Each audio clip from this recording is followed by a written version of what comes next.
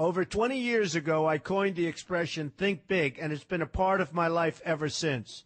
It's also come true. I became an even bigger success after I said it than I was before. And that's one reason I think it's an important way to think. It obviously works, and that's what I'm going to talk about today.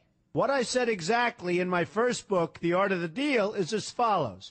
I like thinking big. I always have. To me, it's very simple. If you're going to be thinking anyway, you might as well think big. That book was a bestseller, and it's considered a business classic at this point.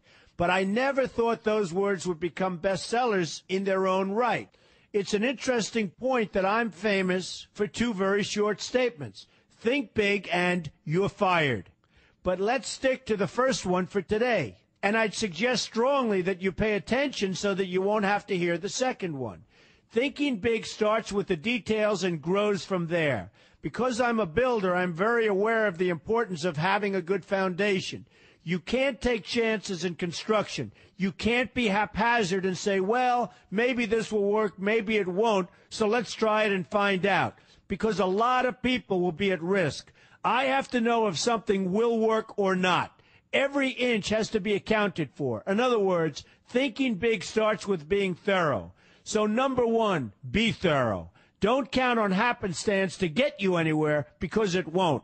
Number two, get a momentum going and keep your momentum going. You have to have big ideas, but you've got to have the energy to get them done, which can sometimes take a long time. If you don't have momentum, you will not have what it takes to get the job done. Patience alone isn't enough. I have a lawyer friend who used to refer to me as the reverse tornado who builds everything in his path. I always like that because it implies a lot of energy and a lot of momentum. And that's exactly what it takes to get anything done. So keep your momentum going. Number three, stay focused. You have to stay focused. The minute you lose focus, you will also be losing your momentum. They go together, and you will accomplish a lot more, even amazing things, if you make sure you keep these two things working together for you. I've seen very talented people literally go down the drain because they couldn't seem to keep their focus long enough to get anything done. In this day of multitasking, that can be a real challenge, but it's absolutely necessary. Ask yourself this question: what should I be thinking about right now? That simple question can restore your focus in no time at all. And your answer right now should be listening to Donald Trump. Number four, look at the solution, not the problem. This is very important if you ever want to learn to think big. And here's why. No matter what you do, you're bound to run into problems. It's just part of life, a part of business, a part of anything worth doing.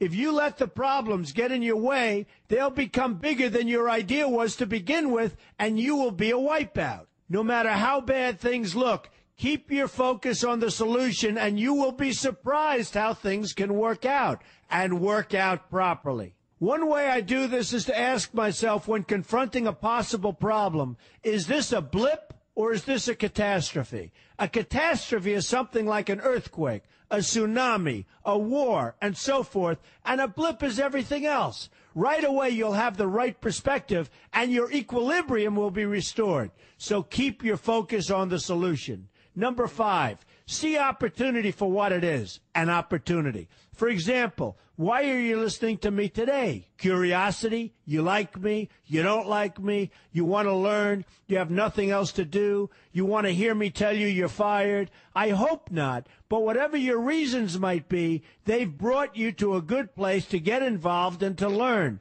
And that's an opportunity right there. People think that because I'm rich and famous that I know everything. I know a lot, but one thing I know is that I don't know everything. So I ask myself this question every day. What can I learn today that I didn't know before? And you know what? I learn something new every single day. That's a big reason for my success, and the same thing can apply to you. Take the time to see today as an opportunity, and you'll be surprised by what can come your way. Be open to new ideas, and you will be creating your own opportunities before too long. Number six, know everything you can about what you're doing. That's a good way to cover your bases. Another good way is to read the book Robert Kiyosaki and I have written together, Why We Want You to Be Rich. It's about covering your bases and knowing what's going on.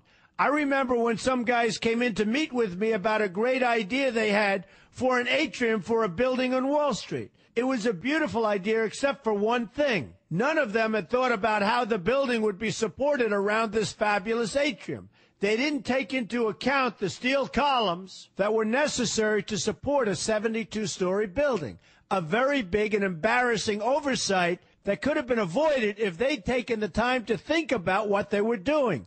Don't let that happen to you. Know what you're doing first. Number 7, be lucky.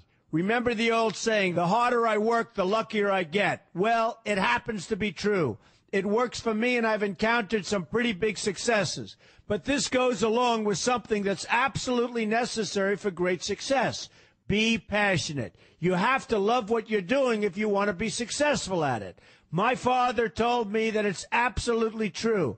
I might work 7 days a week, but it doesn't seem like work to me because I love what I'm doing. If you don't like what you're doing, find something else to do, or do it part-time until you can find something full-time. You will never be successful, happy, or healthy unless you're doing what you love to do.